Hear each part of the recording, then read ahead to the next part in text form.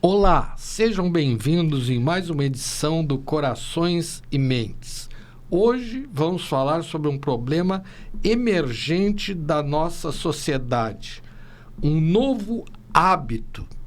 Nós, os médicos psiquiatras, usamos a palavra hábitos. São hábitos saudáveis e hábitos doentios, patológicos. No caso, é um hábito patológico. Cada vez mais jovens estão expostos a jogos online e plataforma de apostas, e cada vez com idade mais tenra. Nós temos tido depoimentos de crianças com 10 anos de idade já participando de jogos online. E isso tem gerado graves consequências para a saúde mental, para a vida financeira e para as relações sociais. Para nos ajudar a compreender melhor desse fenômeno, nós vamos receber hoje o procurador e coordenador do Centro de Apoio Operacional do Consumidor e da Ordem Econômica do Ministério Público do Rio Grande do Sul, doutor André Marquesan. Então, já queremos agradecer. E o que mais nos impressionou da sua fala, quando a gente teve a oportunidade de estar lá na Assembleia Legislativa, foi a dimensão que isso tem hoje. Então, gostaria que o senhor falasse aqui no espaço do Sindicato Médico do Rio Grande do Sul, que atinge não só os médicos, mas também a população em geral. Qual é o tamanho disso hoje, a dimensão disso? Dr. Ricardo Nogueira, muito boa tarde, bom dia, boa noite para quem vai nos ouvir. Enfim, eu agradeço essa oportunidade do CIMERS, é muito importante para eu, como procurador, para mim como procurador do Ministério Público do Rio Grande do Sul, falar sobre esse tema e falar sobre o que é possível da defesa do consumidor nesse ambiente de apostas, jogos online. Então, eu queria agradecer essa oportunidade, a oportunidade que vocês estão nos dando, agradecer a equipe de vocês e dizer que eu repito que esse tema entrou no meu interesse muito mais como um pontapé na porta, porque eu estava com aquele comportamento de avestruz, não querendo me importar com isso até cerca de 1 ano e meio atrás, para ignorar algum mecanismo de defesa, de esquecer. Mas as consultas e os interesses dos colegas e de outras pessoas fizeram com que me obrigaram a me dedicar para entender esse fenômeno que são as apostas em eventos esportivos, em jogos online. E isso foi um universo extremamente preocupante. Eu diria que é uma das maiores dificuldades modernas que eu estou vendo, não apenas econômicas, eu não vou invadir a seara médica, mas na defesa do consumidor, o meu interesse primeiro foi saber se eu podia, ou o Ministério Público podia fazer alguma coisa. Então, eu comecei a preparar essas manifestações para basicamente dizer às pessoas que a defesa do consumidor digamos, nesse universo de apostas, de bets, é muito precária, é muito frágil, é muito difícil. O que nós temos tentado é trabalhar como usualmente se trabalha nessas áreas, com a prevenção, com esclarecimento, com o convencimento de pessoas que têm poder para que haja uma diferente regulamentação e diferente postura com relação a esse tema. Esse tema não pode ficar como ele está no Brasil, completamente, digamos assim, com um controle muito, muito, muito precário e muito, digamos assim, direcionado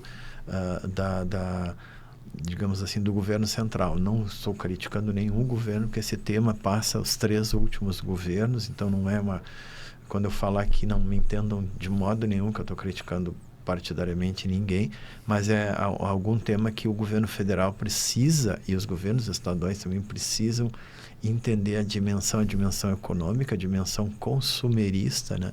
E, obviamente, a outra dimensão que é a da área da saúde, mas essa aqui eu me abstenho de debater, eu só em outros fóruns eu costumo citar dados médicos, né? Mas eu gostaria que tu nos ajudasse, porque nessa área, André, eu vou te confessar que nos falta o devido conhecimento, principalmente na parte epidemiológica, por isso que eu insisti contigo na questão da dimensão do tamanho, qual é o tamanho desse problema, qual é a repercussão econômica, social, né?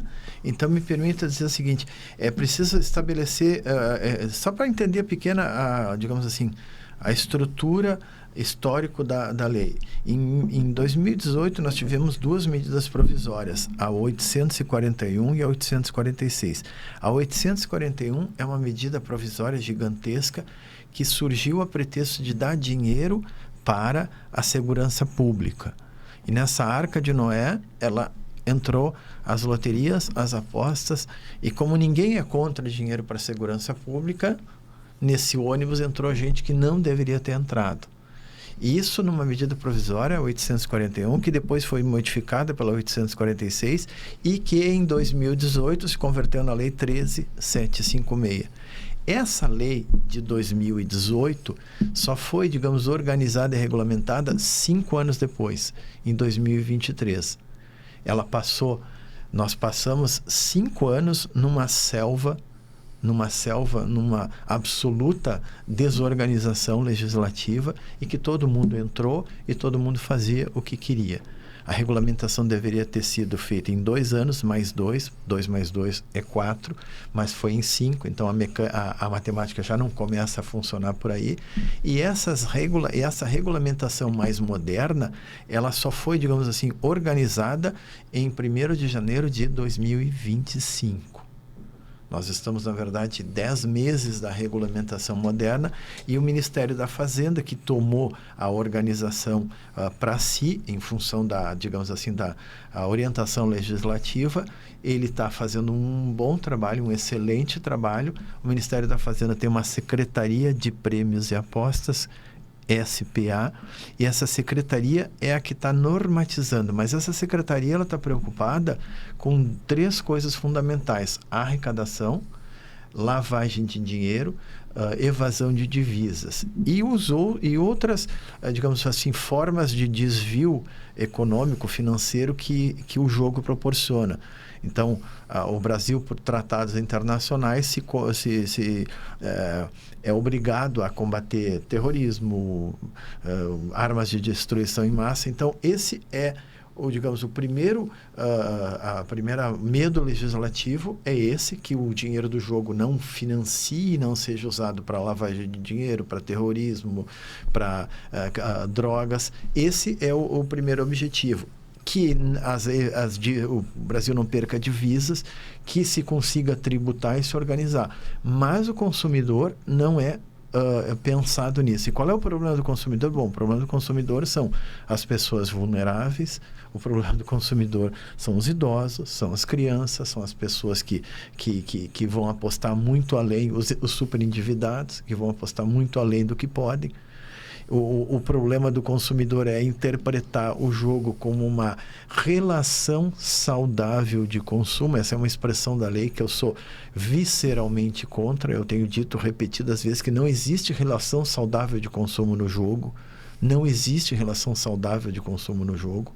Não existe jogue com responsabilidade. Nós agora, a Assembleia Legislativa, por intermédio de um deputado, está propondo um projeto que eu ajudei um pouquinho a produzir o texto, e eu pedi a ele que tirasse qualquer expressão positiva. Jogue com responsabilidade. Não jogue. Porque o jogue com responsabilidade sugere que deva jogar, que pode jogar. Então, nenhum verbo no imperativo afirmativo, não joga. Não jogue, porque nós estamos vendo exatamente isso. A primeira preocupação do governo federal foi a regulamentação. O jogo, nesse modo como ele está regulado, ele é um serviço público. Ele é um serviço público. Uma concessão. É uma outorga, uma concessão. 30 milhões de reais, se o senhor quiser, o senhor vai lá, 30 milhões de reais, se submete ao procedimento, compra uma licença, digamos assim, uma outorga que vale 5 anos e vai... É como se comprasse uma lotérica. Exatamente. 30 milhões. Nós estamos... Eu apresentei aqueles dados na Assembleia, nós estávamos no início do mês com 81 empresas, 170 marcas comerciais, 6 autorizadas judicialmente e 15 marcas comerciais autorizadas. 196 marcas comerciais autorizadas e 87 empresas. 87 empresas são 87 vezes 30 milhões. Então, isso já entra para o governo federal. O interesse do governo federal é controlar a evasão de divisa, controlar esse capital desorganizado, tá certo. Mas esse não é o meu interesse no sentido de proteger os consumidores. A minha função como procurador de justiça é criar um conhecimento, é articular um conhecimento, conversar com diferentes atores, médicos, advogados, psicólogos, defensores públicos, para oferecer aos colegas, ao público interno, eventualmente externo, o melhor conhecimento sobre esse tema. Sim, e esse mas conhecimento... eu vou insistir contigo. Esse número, essa dimensão, isso atinge hoje, não sei se tu poderia dizer isso, atingiria quantos milhões de pessoas no país? Pelo jeito atinge todo o país, né? Atinge todo o país, mas os dados que todos os dados são pesquisados, né? Todos os dados são... Eu não vou citar as fontes aqui, enfim. Mas há mais ou menos uma média de 17,7 milhões, em torno de pouco menos que 20 milhões de pessoas que apostam regularmente. Isso são 10% da população. E podem não ser as mesmas pessoas. O que significa que, eventualmente, nós podemos ter 50 milhões de pessoas apostando. Sim, e naquele debate que nós tivemos lá na Assembleia, nós vimos assim o volume de dinheiro que isso atinge e a repercussão na economia, né? Exatamente. Por exemplo, nós temos de 1 a 2% do PIB, os dados inicialmente era 1,5%, agora na audiência pública no Supremo Tribunal Federal, a Confederação Nacional do Comércio citou 2% do PIB. 2% do PIB, 240 bilhões de reais. 2% do PIB. Tá, isso é um absurdo de dinheiro. É um absurdo de dinheiro. Outra coisa... foi colocado naquele nosso debate o uso do Bolsa Família, né, de recursos de pessoas que recebiam o Bolsa Família para jogarem, lembra? O que se faz é justamente tentar demonstrar que o depauperamento da população e do consumidor está sendo feito em boa medida, segundo dados oficiais, com pessoas que não poderiam estar apostando, pessoas endividadas, super endividadas, ou que dependem de benefícios assistenciais. Quem depende de benefício assistencial... Qual era o percentual, lembra? Que no Bolsa Família, inclusive, parece que foram tomadas algumas medidas, né?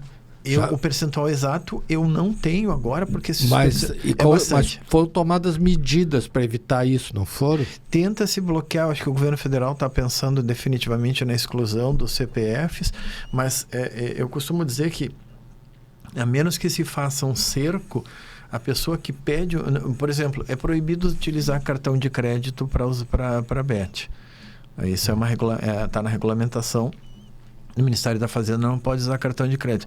Mas a pessoa que pediu um empréstimo, ela pode estar pedindo um empréstimo para pagar o cartão. Ela pode ter trocado o cartão por um empréstimo.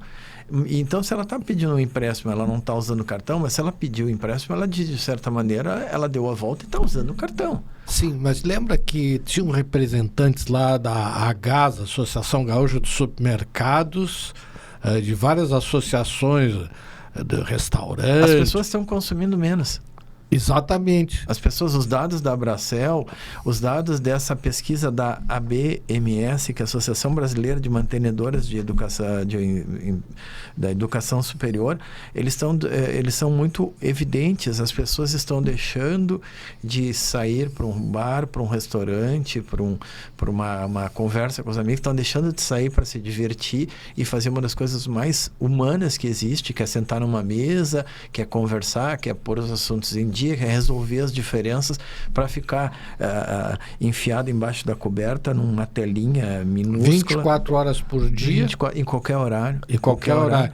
E, por exemplo, eu tenho exemplos de consultório, como médico psiquiatra, de pessoas que, até vou citar aqui, no caso, uma pessoa que ela trabalhava como motorista de Uber, e ele parava de trabalhar para ficar jogando. Para apostar. Para ficar apostando.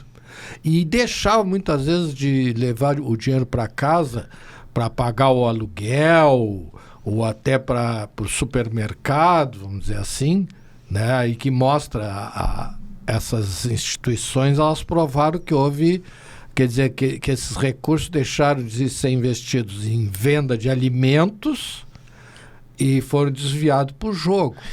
Os dados da Associação Brasileira, das mantenedoras de ensino superior, mostram que as pessoas, a Abracel e a FEComércio, que estão juntas numa ação de inconstitucionalidade promovida pelo Ministério Público Federal no Supremo. Então, essas associações foram também ao Supremo estão lá no Supremo para basicamente dizer: as pessoas estão deixando de ir no supermercado, estão consumindo menos no supermercado, estão deixando de jantar com os amigos, estão deixando de frequentar cursos, idiomas, estão adiando uma escolarização melhor, uma educação de melhor qualidade, estão deixando de ir à academia, estão deixando de praticar atividades de saúde corporal, deixando literalmente de ir da academia. Sim, trocando um hábito saudável, ou hábitos saudáveis, por hábitos nocivos, né? E o que ocorre?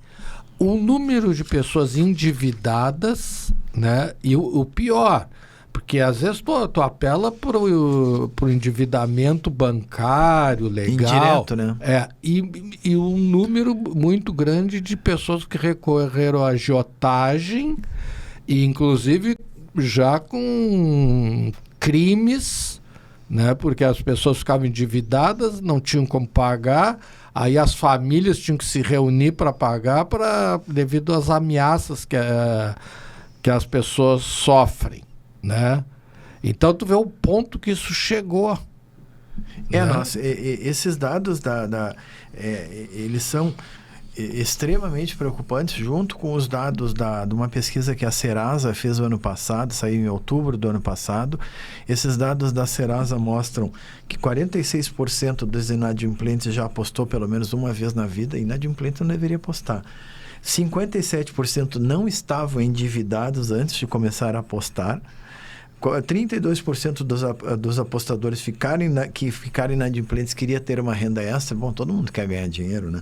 52% perderam mais dinheiro do que ganharam, que não é nenhum segredo novidade, extraordinário, né? E 44% já apostou para tentar quitar dívidas. Eu faço com aquela brincadeira que eu não sei se existe, de fato, a síndrome de Munchausen, né? O mentiroso que acredita na própria mentira. Então, quem aposta para tentar pagar uma dívida é um mentiroso que acredita na própria mentira. Sim, mas isso é bastante comum, né? Como é que é? O filho do desespero é um desespero maior, né? E aí afunda e confessam que tentaram a melhorar, a pagar a dívida com o ganho da BET. Isso não existe. A BET, só para dizer, a regulamentação, ela exige que não menos de que 85% do dinheiro retorne para os apostadores. Nem sempre se entende como, eu não entendo necessariamente como fica, mas a regulamentação é essa.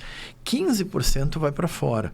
15% pode ser levado para fora do Brasil. E muitas dessas bets, até um número, estavam sendo falado aquele dia lá naquela mesa que a gente participou, que eu estava lá contigo, que são de proprietários do exterior, né? Eu tenho presente para mim, toda vez que eu me debruço sobre o tema, que não há basicamente nenhuma bet de expressão que seja brasileira.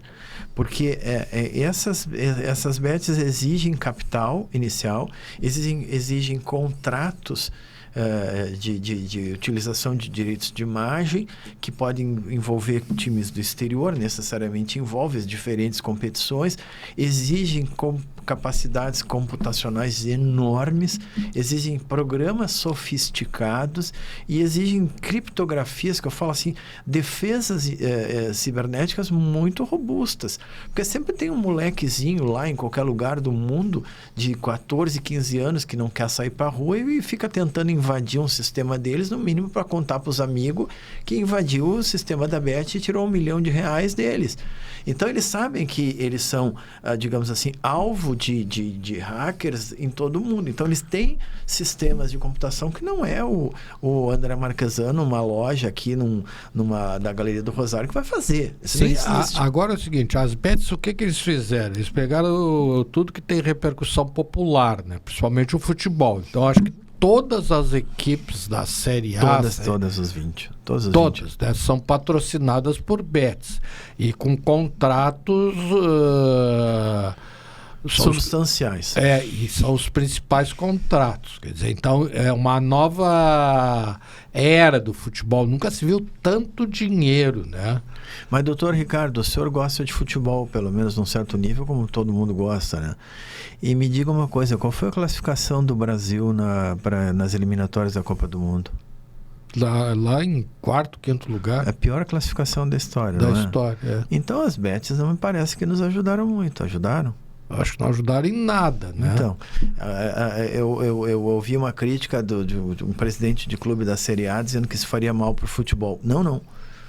Nós fomos pentacampeões mundiais em 2002 e não tinha nem bet.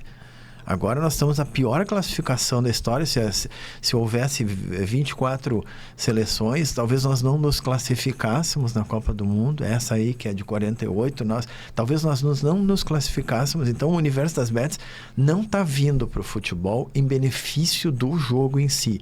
Eu apresentei uma publicidade de uma determinada empresa de bets e essa publicidade foi num campeonato gaúcho e dizia assim, ganhe mesmo perdendo. Sim. Ganhe mesmo perdendo. Eu vi isso. Então aposta, se o Colorado aposta, o Inter vai ganhar, o gremista diz assim, o Inter está melhor no Campeonato Gaúcho, eu vou apostar no Inter. Mas vai apostar contra o time dele. Se o Grêmio ganhar, ele ganhou. Se o Inter ganhar, ele ganhou dinheiro. Sim, mas é uma roleta, né? Mas e qual é o benefício do futebol? Por que o esporte existe? O que a sociologia nos ensina é que o esporte evita que nós nos matemos. Sim. Nós convencionamos jogar um pedaço de couro numa rede e dizer ganhei. Pré-historicamente nós nos mataríamos com faca, a minha tribo mataria a sua tribo. Então Sim. O futebol tem toda a questão que eu não quero invadir a sua área, mas a gente tem que entender que os esportes coletivos são conquistas de território ritualizadas para evitar que nós nos matemos. Sim. Esse é o benefício do futebol. É uma sublimação. Uma sublimação. Tá, agora só que Mas se a gente perde isso e acaba torcendo para o adversário para ganhar dinheiro, qual é o benefício do esporte? Exatamente. E aquelas apostas, assim, aposta no número de cartão, o cartão no minuto tal. Escanteio, cartão no minuto tal. Quer dizer, isso aí, isso vem historicamente, os ingleses, né? Que os ingleses, eles têm uma tradição de que sempre jogaram tudo, né? Só que aqui o que a gente está vendo hoje é uma compulsão, é o jogo compulsivo. O que é compulsivo? É repetitivo. Dentro de uma visão mágica, que é doente, né? Fora da realidade, né? De ganhar dinheiro sem trabalhar. Né? Quer dizer, o sujeito para de trabalhar para ficar jogando. Mas o senhor falou do Uber, desculpa lhe interromper. Eu peguei um Uber esses dias que ele tinha o celular com o roteiro e o outro ele ficava jogando ao mesmo tempo. Então aqui ele jogava e aqui ele olhava o roteiro. Sim, e muitas vezes, talvez, daí no final do dia, o que ele gastou ali não dá para pagar o gás, né? Porque nos Uber eles usam gás. E outra coisa que eu vejo, me chama a atenção, e eu gostaria de te ouvir, que há uma certa indução com as crianças já bem pequenas, para joguinhos no telefone, né? As crianças querem o telefone para ficar jogando. Então, um estímulo é um joguinho, quer dizer, já desde pequeno. Então, né? Eu não sei se isso é propositadamente. Toda vez que eu invadir a sua área, o senhor me reprima. Mas eu costumo dizer, todos esses... Eu tenho um jogo muito popular, que todo mundo conhece, mas ele é o Tigre da Fortuna. Isso. Porque é uma figura asiática do tigre colorido. Isso é uma figura infantil asiática do Tigre da Fortuna. Apropriada pelo jogo, porque todas essas apostas, digamos assim, não esportivas, porque são duas, eu preciso dizer, são apostas em eventos esportivos e em jogos online. Eventos esportivos é essa área do futebol e jogos online, tudo esse cassino virtual. E esse cassino virtual, como todo cassino, ele tem que ser luzes coloridas para driblar os seus sentidos. O senhor já foi em cassino, não tem janela. As maquininhas não tem janela para perder a noção do tempo e ficar 10 horas ali, não saber que tempo é, que a mulher não chega, tu tá 10 horas aí. Então, a lógica do cassino é essa. Luzes, sons para anestesiar, para driblar os sentidos. Sim. Enquanto o dinheiro vai indo. E as crianças embarcam nisso. Exatamente. Porque elas veem isso algo lúdico. Exatamente. Então, vê bem, quer dizer, a criança ela já começa desde pequena, né, a entrar nesse estímulo, né? E o que a gente está vendo que o tamanho disso é uma indução à doença, né? A viver fora da realidade. Mas, doutor, eu assino uma revista... Eu vou falar Piauí, uma revista muito boa. Sim, Piauí é desse tamanho, é um troço gigantesco. E eu disse, não, mas eu recebo o exemplar impresso. Por que eu falo isso? Porque eu não entendo como é que uma criança pode achar que vai ser educada com uma tela de celular. Não tem como ler uma revista que é profunda, ou como qualquer revista, não interessa o viés. Não tem. Existem determinados aprendizados que só é feito não na tela. E no momento que vai para a tela, eu vejo, perdi a batalha. Eu perdi a batalha do consumidor, porque ali é um território que é luzinha, é maravilhoso para a criança. Então, a criança, quando vier adolescente e vier adulta, ela vai chegar para mim, para os colegas, e dizer, o que eu faço agora que eu perdi 100 mil reais? Eu digo, cinicamente, chora. Sim, mas é que os pixels, aquelas luzinhas... São para... Aquilo é hipnótico, né? Entende? Então, a criança, ela sai do mundo dela, da realidade dela, entra numa realidade virtual, porque a realidade dela, às vezes, é muito dura e crua, né? Então, na verdade, ela foge da realidade. Agora, por exemplo, num certo momento, alguns anos atrás, os países nórdicos adotaram o ensino através de celular e tal. Agora já recuaram. Já voltou. Caneta e papel. Sim, porque as pessoas não pensavam mais, não raciocinavam mais. O cérebro perdia a sua capacidade. Agora eu vejo que esse fenômeno do jogo, ele atinge o todo. Porque eu tive na Argentina, e eu vou dar o exemplo da Argentina, em Rosário. Aí no meio da madrugada em Rosário eu vi uma multidão assim de pessoas caminhando na rua, né? E eu digo, da onde vêm essas pessoas? Do bingo. Ah, sim. E a maioria eram idosos. Sim. Aí são os idosos. O maior faturamento dos cassinos de Las Vegas, e principalmente dos cassinos de Macau, porque os cassinos de Macau faturam mais do que Las Vegas atualmente, são as maquininhas. A gente acha que é o blackjack e a roleta. Não, são as maquininhas. Que aí é o que tu falou, as maquininhas já tinham esse troço das bolinhas, te lembra? Tudo aqui, o jogo do bicho aqui no Brasil migrou para as maquininhas, né? E a gente sempre, o jogo do bicho era uma contravenção, nunca foi crime, né? Já tinha essa coisa de uma certa colaboração, meia... corrupção. Né? Entendeu? E o que a gente está vendo é que isso está chegando numa dimensão que, como a gente viu naquele debate, de pessoas que chegam ao desespero quando elas caem na realidade. Por exemplo, eu tive que internar pessoas que são diagnóstico de jogo compulsivo. Por que internar? Que era a única forma dela ficar sem o celular. Internar e interditar também. Né? Entendeu? Seria uma saída. E mesmo assim tu conversava e assim, é que a compulsão, né? O compulsivo, né? É compulsão à repetição, né? O teu cérebro ele sempre vai pelo que é mais fácil, né? Mas o esforço não é uma coisa estimulante, né? Muito pelo contrário, né? Porque ela requer dificuldade, esforço, né?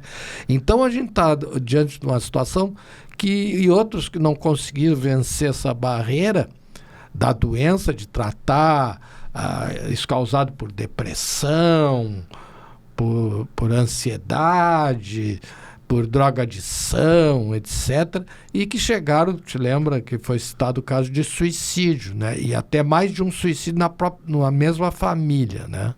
Eu não vou citar aqui os nomes por uma questão ética. O que eu falo na questão do consumidor, doutor Ricardo, é o seguinte: eu tenho tentado trabalhar com essa prevenção e tenho me manifestado, porque precisei me manifestar sobre o que fazer. O senhor falou dos países nórdicos. Eu estive visitando os países nórdicos. Pega os países, vamos usar indistintamente escandinavos e nórdicos, que tem uma diferença, mas não interessa aqui. Pega a Suécia, a Noruega e a Finlândia. O álcool é um monopólio estatal. O álcool é um monopólio estatal e o controle sobre bebidas alcoólicas quentes, aquelas que um determinado grau de alto teor é absoluto. E ninguém vai dizer que a Finlândia, que a Suécia e que a Noruega não sabem o que fazem. Eles sabem, eles são bem ricos, eles sabem o que acontece num país que fica 8 meses por ano, 6 meses pelo menos, com 20 graus abaixo de zero e 1 metro de neve. Se todo mundo usa vodka, vão morrer. Então eles sabem que há muito tempo eles decidiram que não seria algo que se larga. E eu tive passando num cassino, na frente de um cassino em Helsinki, e chamei a atenção da minha mulher. Janelas, então as pessoas que estão lá têm que saber que choveu, que fez sol e que ela já está aí há tempo demais. E às vezes a gente passa e vê, e o sujeito diz assim: por que o Marquesan está aí o dia inteiro? Aí liga para a mulher, porque é uma coisa não pode mais essa arquitetura digamos assim, de indução ao jogo. Mas o que tem que se meter? Não, tem que se meter porque pega os dados do Banco Central, o brasileiro está endividado numa proporção absurda e super endividado numa proporção epidêmica, e junto com isso vem o jogo. Eu tenho um grande amigo na defensoria, difícil um endividado ou um super endividado, como os dados da Serasa mostram, que não joga. E aí começa aquele famoso, o ciclo vicioso. Precisa de mais dinheiro e aí ele vai atrás da família e daqui a pouco está gastando 50, 100, 200 mil e vendeu a casa, e esse dinheiro não traz um valor agregado para a sociedade. É diferente de produzir um carro, pega aço, pega borracha, faz um carro, e isso que é a economia. O jogo dá muito poucos empregos, dá tributação, sim, mas a tributação é pífia em relação a um dinheiro que está indo embora do Brasil. E outra coisa é o seguinte: isso é que nem a história do fumo, né? O fumo dá uma alta tributação, mas o custo de saúde do fumo é 5 vezes. Os dados do Ministério da Saúde, os dados dos países nórdicos, exatamente isso. Mas vocês podem tributar o álcool. Eles que não são burros e não estão bem porque são burros, eles estão bem porque são inteligentes, disseram: mas o álcool não paga as contas. O álcool o álcool, o fumo não pagam as próprias contas, não pagam as próprias contas. Então, quem não fuma e quem não bebe, pelo menos de uma maneira que ele termina pagando a conta. E aí o país não tem como funcionar. E aí vem a questão do consumidor. Mas o consumidor, eu digo para as pessoas, eu não posso fazer mágica. Eu estou tentando fazer o que eu posso, advertir, estruturar conhecimento, apresentar sugestões legislativas, porque senão eu simplesmente vou fechar minha porta e dizer eu não posso fazer nada. Pois é, e então assim, o que nós podemos fazer? Por exemplo, aquela proposta de uma lei estadual, né? Uma lei estadual, qual é É uma lei estadual que ela está sendo pensada na Assembleia Legislativa justamente para restringir a publicidade, com todas as críticas que eu tenho certeza que vai haver em relação à constitucionalidade ou não.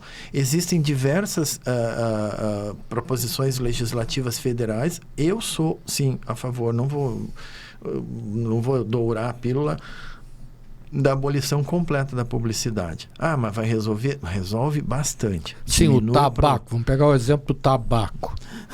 O tabaco foi diminuída a publicidade, lembra antigamente? Acabou a publicidade, né? E da bebida alcoólica? A bebida alcoólica nós temos restrições de horário.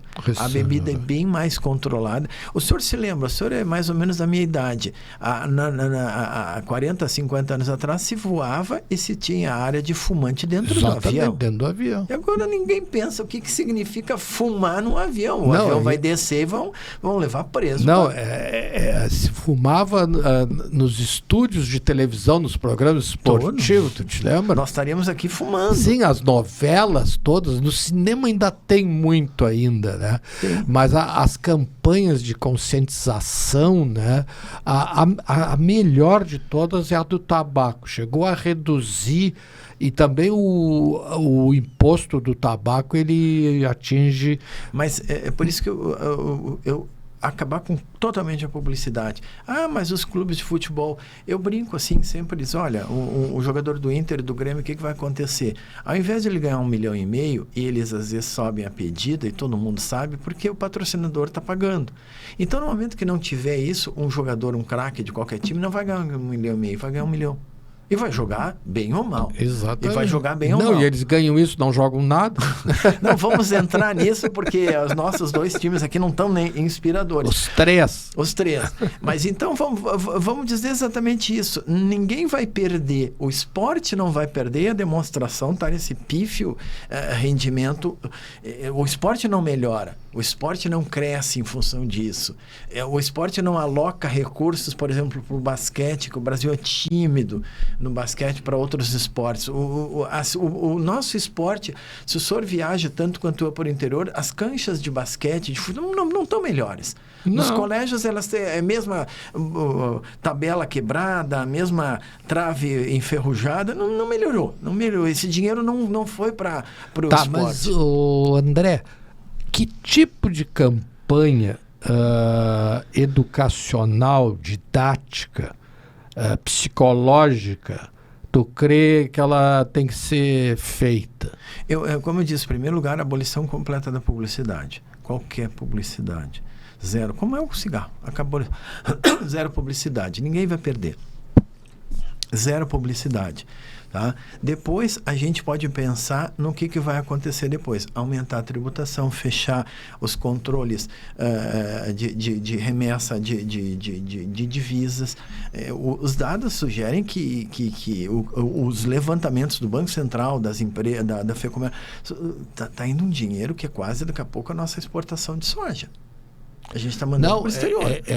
Eu não entendi isso. Diminuir as vendas do supermercado, dividir as vendas de alimentos. O vice-presidente da Abras, da Associação Brasileira, que foi o presidente da Agas, o Longo, está diminuindo. As pessoas estão indo menos. Não, mas tu sabe que aquele dia lá eu fiquei assim, mas será que isso é verdade? Mas é verdade. Pois é. Então é o seguinte, só que eu acho que o nosso papel aqui, de todos nós, é divulgar isso. E ter um cuidado com os nossos filhos, né, com esse estímulo. Mas, André, lamentavelmente, nós temos aqui uma coisa chamada tempo, né, a ditadura do tempo. Né? Eu ficaria conversando aqui contigo e quero te dizer o seguinte, que o Sindicato Médico do Rio Grande do Sul está aberto para todo e qualquer tipo de campanha que tu te propõe a fazer, e quero te elogiar por esse trabalho, né? E eu vi aquele dia lá também as várias associações, né, do comércio nacional, local, né? Então a gente tem que denunciar isso, e quero te elogiar o teu trabalho e dizer que o Sindicato Médico, aqui nós temos esse espaço, né, que é televisão, rádio, pelo YouTube, está aberto, e outras campanhas que a gente está junto nisso, que é uma luta pela saúde. Pela né? saúde. Isso. Então, quero te agradecer profundamente pela tua presença aqui. Eu que agradeço e estou sempre à disposição. Agradeço mesmo a oportunidade e eu tenho me batido, pelo menos imediatamente, naquilo que eu acabei de dizer. A zero publicidade, zero palavra positiva, não existe relação saudável, não existe diversão. É uma palavra proibida associar jogo com diversão. Não existe, não é diversão. Tira todas as palavras positivas de reforço, a gente já vai começar a entender o que dá, baixar a poeira, e vai ver como estrategicamente partir para um segundo momento. Nesse primeiro momento é parar o incêndio. Esse foi o nosso Corações e Mentes.